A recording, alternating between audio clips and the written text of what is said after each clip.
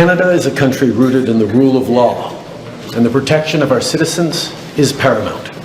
That's why, when our law enforcement and intelligence officials began pursuing credible allegations that agents of the Government of India were directly involved in the killing of a Canadian citizen, Hardeep Singh Nijjar, on Canadian soil, we responded.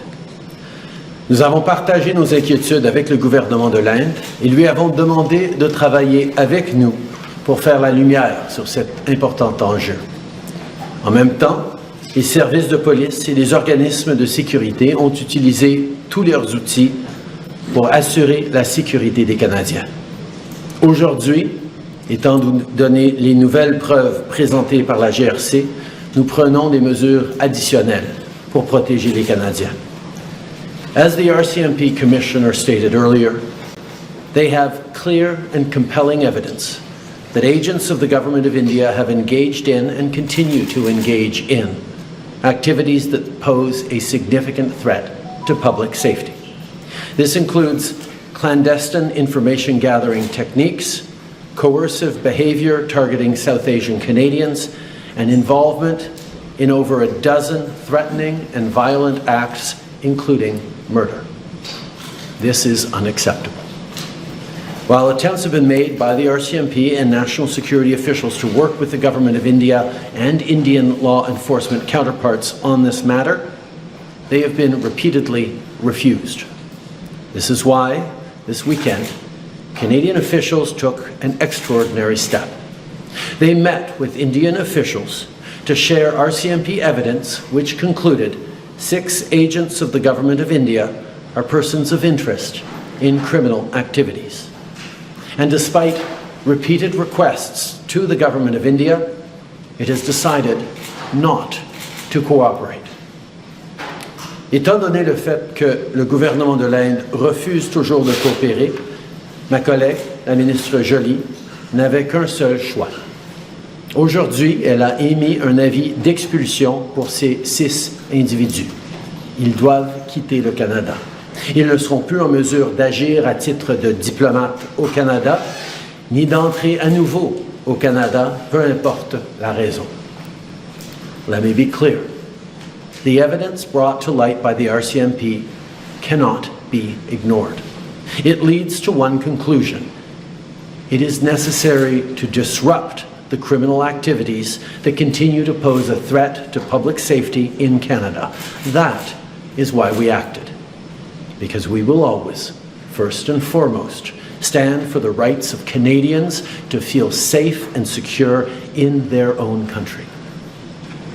We will never tolerate the involvement of a foreign government threatening and killing Canadian citizens on Canadian soil, a deeply unacceptable violation of Canada's sovereignty and of international law. À nouveau, nous demandons au gouvernement de l'Inde de coopérer avec nous sur cette enquête, de mettre fin à son inaction et à sa rhétorique trompeuse, de reconnaître la crédibilité et la sévérité des preuves et des informations que nous avons partagées jusqu'à maintenant et de réitérer de façon claire que sa position sur les opérations extrajudiciaires à l'étranger sera désormais sans équivoque alignée avec le droit international. Le Canada va toujours défendre l'État de droit et les principes fondamentaux sur lesquels s'appuient les sociétés libres et démocratiques. Nous incitons le gouvernement de l'Inde à en faire de même. I know the events of the past year and today's revelations have shaken many Canadians, particularly those in the Indo-Canadian and Sikh community. Many of you are angry, upset, frightened. I get that. This shouldn't happen. Canada and India have a long and storied history rooted in people-to-people ties, business, and trade. But we cannot abide by what we're seeing right now. Canada fully respects the sovereignty and territorial integrity of India. We expect the Indian government to do the same for Canada. As Prime Minister, it is my responsibility to provide reassurance to those who are feeling their safety has been compromised, but most importantly, it is my responsibility to take action and to never hesitate in doing what is necessary to protect Canadians.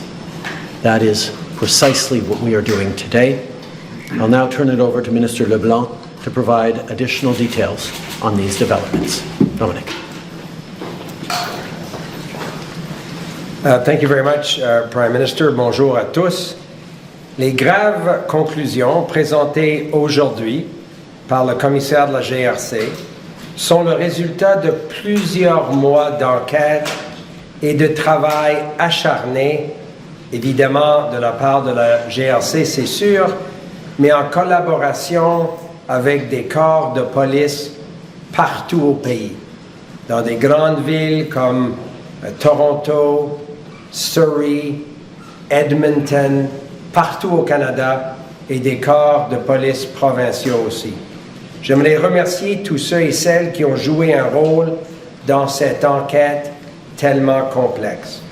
For many Canadians, particularly Indo-Canadians and members of the Sikh community, this news will be understandably very upsetting.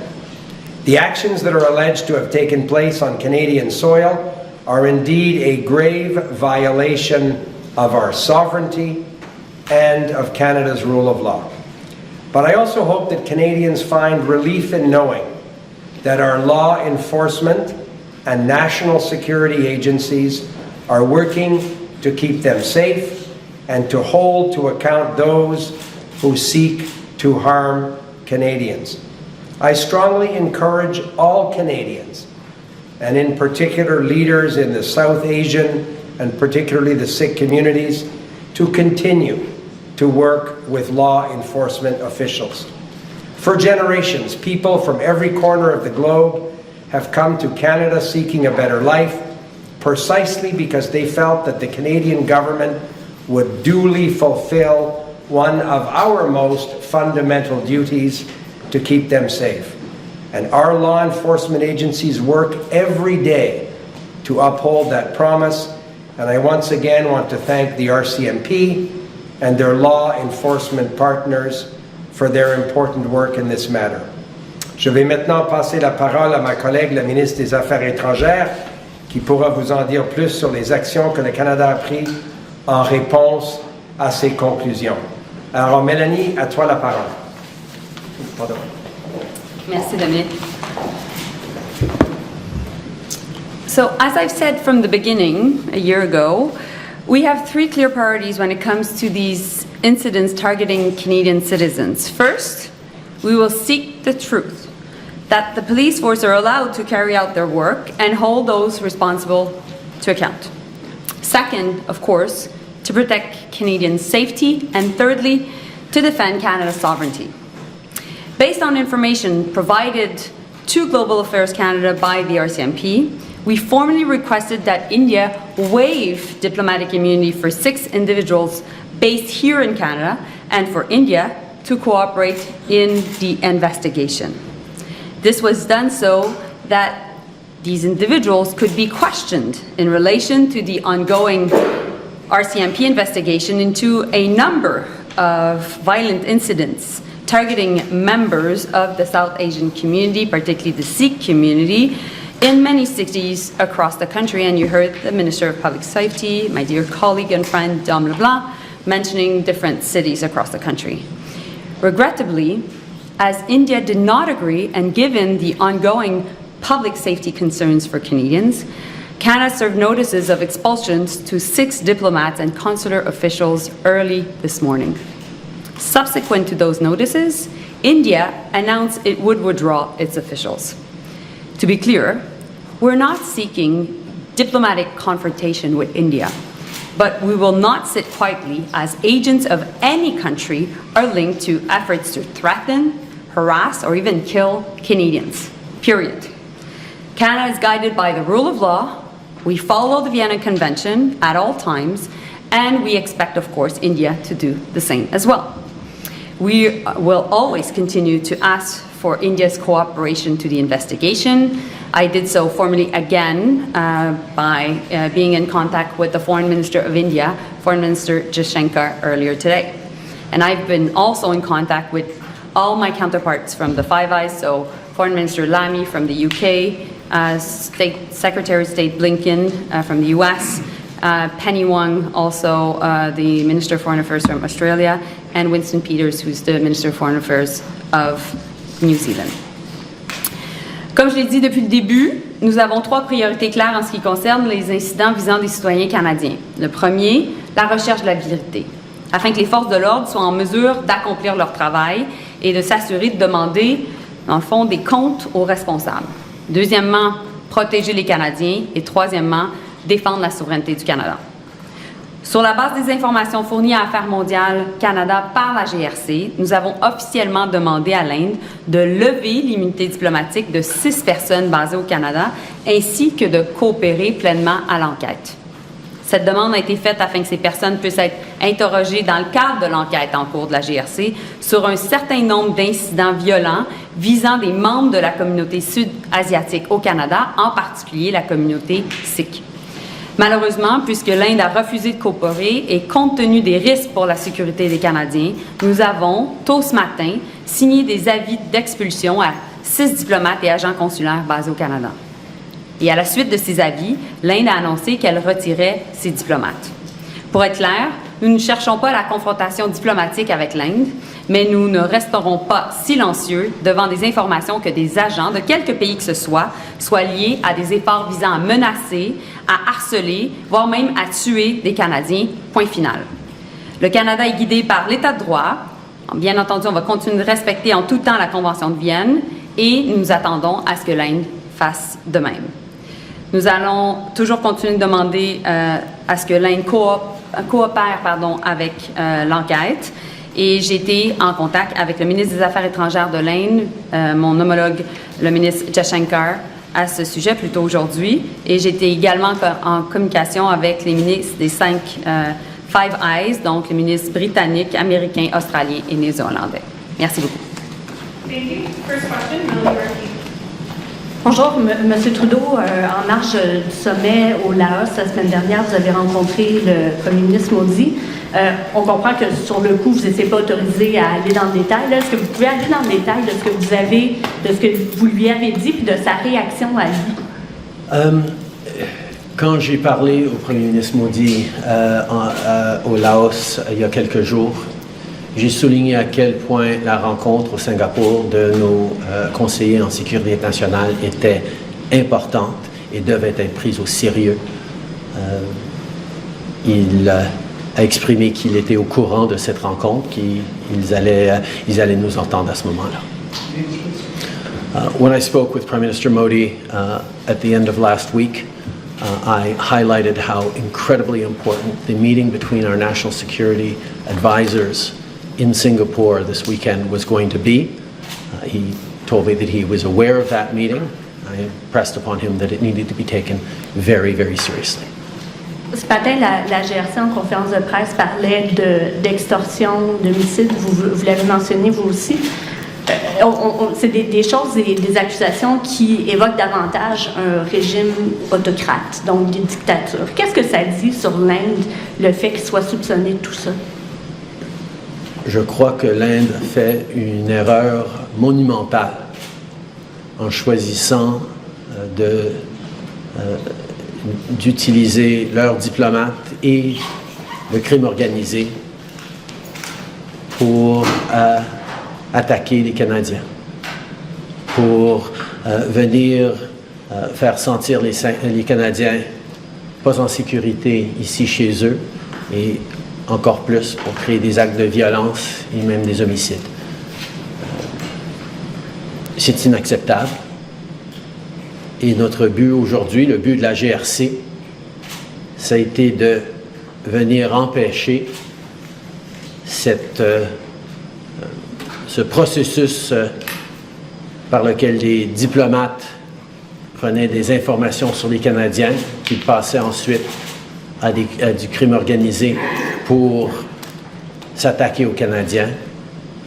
Il fallait qu'on vienne déranger et perturber et empêcher ces actions de se passer. Et c'est pour ça que la GRC a choisi de prendre action aujourd'hui.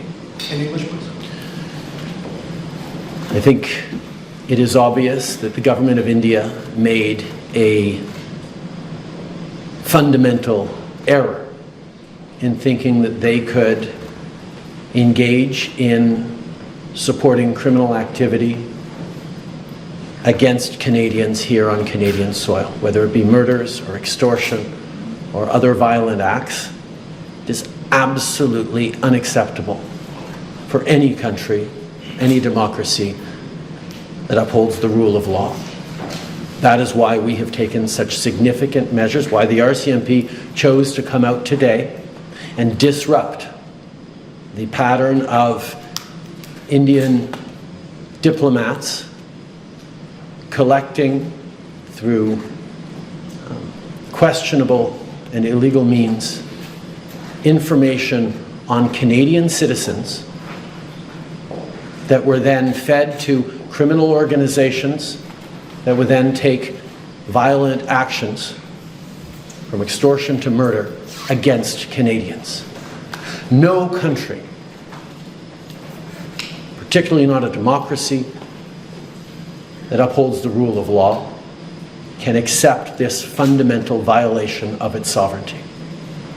Canada fully accepts and respects the sovereignty and the territorial integrity of India. We expect India to do the same. In this case, they did not. Next question. Donna McJones, Star. Sir, given the magnitude of the diplomatic disruption that's happened now, I wonder if you can give us some clarity, because while I think I'm trying to read into what you're saying, that these 6 diplomats were sharing information with others. Are those others, the criminal organizations, the so-called agents of India, or are you saying the actual diplomats and consular officials were actively involved in the events? And one other clarity, if you could provide in terms of the time frame you're talking about. Is it over the last 4 weeks? Is it since the last 2 years? Just some clarity on those two things. As the RCMP Commissioner pointed out this morning, these are ongoing investigations that are already before the courts in some situations and will end up in trials in the coming months in other situations. So what the RCMP can share and the details of this are extremely limited. As those trials unfold, much more will be known.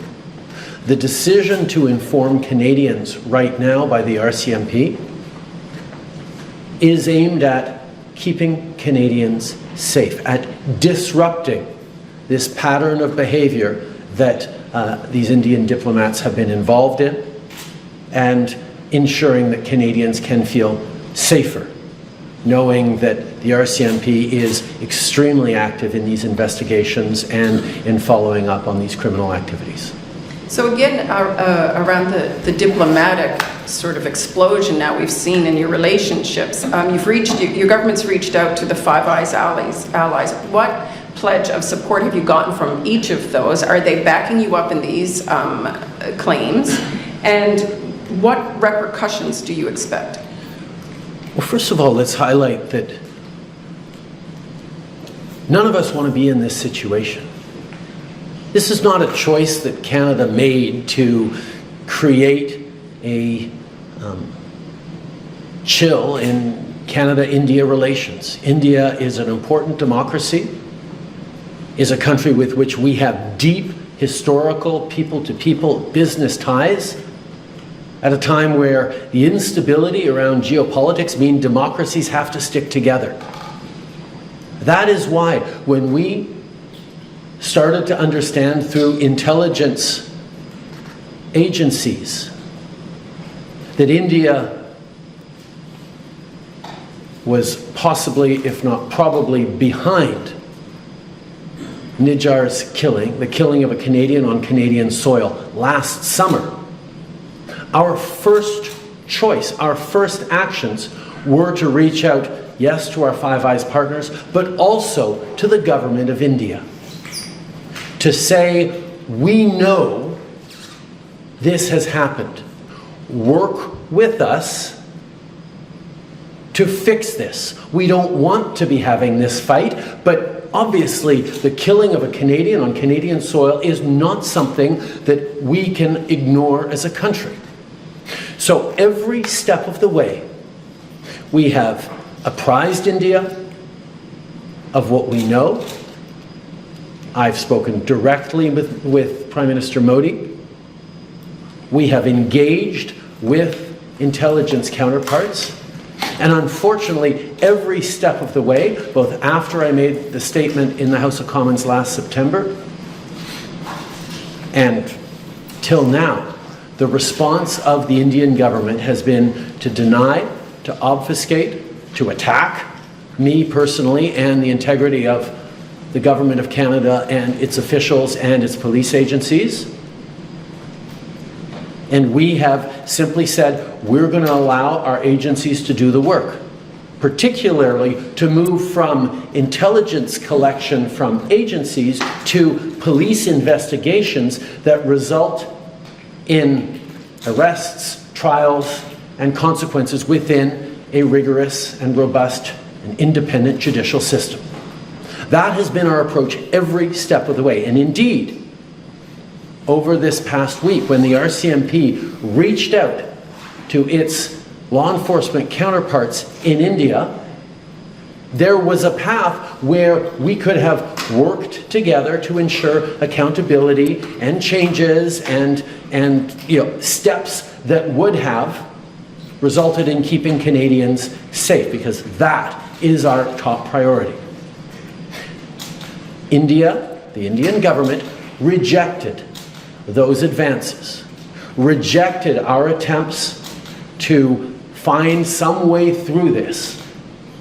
And that brought us to this point of having to disrupt the chain of operations that go from Indian diplomats here in Canada to criminal organizations to direct violent impacts on Canadians right across this country. Next question. What pledge of support did you get from your allies when you reached out to them? Didn't ask. La situation dans laquelle on se retrouve est extrêmement indésirable. Non seulement on ne voudrait pas que des Canadiens soient en train d'être soumis à la violence dans leur communauté, chez eux, mais aussi on ne veut pas avoir ces tensions dans les relations avec l'Inde. C'est pour ça que l'année passée, comme dans la dernière semaine, nous avons approché le gouvernement de l'Inde par nos agences de sécurité, par nos diplomates, par nos agences policières, pour chercher une façon de résoudre ce différend profond, pour protéger les Canadiens, pour créer une situation de redevabilité, de conséquences, mais pas pour venir détruire les bonnes relations, ou les relations entre l'Inde et le Canada. Malheureusement, l'Inde n'a pas choisi de travailler avec nous, a choisi de nier et de repousser et de faire des attaques personnelles contre ce gouvernement et mettant en question l'intégrité de nos agences et de nos institutions. Et nous avons dû répondre pour protéger les Canadiens. Par rapport à nos alliés, ça fait depuis les débuts de l'année passée qu'on a partagé toutes les informations qu'on avait avec nos alliés, particulièrement avec les Five Eyes. On sait que les Américains sont en train de vivre une situation parallèle avec un attentat d'homicide chez eux. Et nous allons continuer de travailler avec eux. From the beginning, as of last summer, we've worked closely with our Five Eyes partners, particularly with the United States, where they have gone through similar pattern of behavior from India in regards to an attempted extrajudicial killing. And we will continue to work with our allies as we stand up together for the rule of law. Next question. Bonjour, Monsieur Trudeau, Maxime Huard, Radio-Canada. Il y a une fronde qui s'organise au sein de votre parti pour vous évincer du leadership. Comment comptez-vous y répondre? J'ai eu beaucoup de conversations avec de mes députés, avec mon équipe cette fin de semaine, mais ça a été sur les enjeux sérieux auxquels on est en train de répondre sur la sécurité des Canadiens. Il n'y a rien de plus important que le bien-être des Canadiens, le fait qu'ils doivent se sentir en sécurité chez eux. Et donc, c'est sur cet enjeu-là que nous travaillons depuis plusieurs jours. Il y aura d'autres journées pour parler de processus interne du parti. Aujourd'hui, on met à l'avant-plan la sécurité des Canadiens et je m'attends à ce que tous les parlementaires soient unis sur l'enjeu de défendre la souveraineté du Canada et la sécurité de tous les Canadiens. I had many conversations with members of my team and caucus members over the past number of days, and all those conversations were focused on the well-being and the safety of Canadians faced with these significant security concerns and allegations. The safety of Canadians is the number one thing that any government, that any parliamentarians should be preoccupied with, and that is exactly what we're focused on. There will be time to talk about internal party intrigue at another moment, but right now, this government, and indeed all parliamentarians, should be focused on standing up for Canada's sovereignty, standing against interference, and looking to be there to support Canadians in this difficult moment. Donc, malgré la grogne, comptez-vous toujours être à la tête de votre parti aux prochaines élections? Oui. Yes. Merci tout le monde. The ministers will remain. Very fulsome way, and I certainly look forward to their recommendations at the end of this year. Thank you very much. That concludes today's press conference. Thank you.